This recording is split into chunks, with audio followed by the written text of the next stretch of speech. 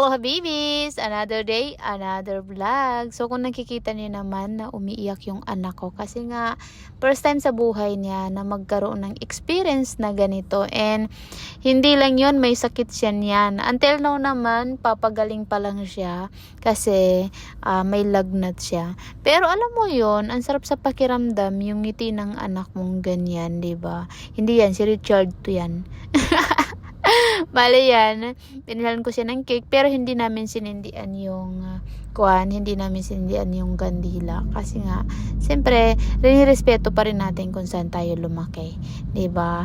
And yan, happy Idil Milad, wata-wata. Bale, ayan nga, nagtatawa na kami dyan. And hindi siya makakain.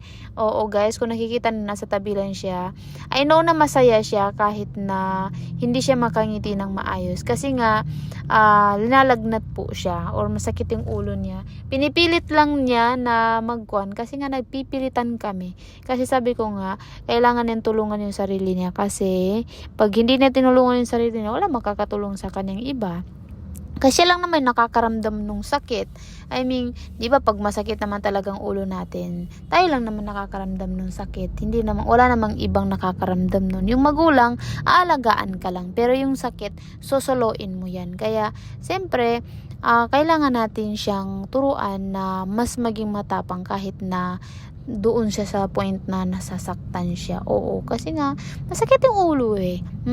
Bali dito, kumakain kami niyan. Nakikita niyo naman, kumakain kami. Ang record ko tong moment na to, hindi para, alam mo yon, kung ano man yung iniisip niyo, kundi para masave ko yung memories na first time na nangyari sa anak ko. At least, pagdating ng time, pag siya nagkapamilya na, or pag ako, hindi man nating alam kung gaano kahaba ang buhay. Kung ako umuwi na kayo, siyempre, makikita niya yung ganitong experience. And nakikita naman yung kapatid ko dyan. O, diba? Ngiti-ngiti. Kasi nga, sarap na sarap sila dun sa crabs. O, tapos yung anak ko, hindi makakain.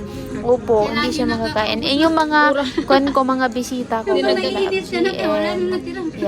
and sila Berhil, mga bisita ko lang yan. May tinatawa pala mga silang inis sa'yo, na, Ate Hailey.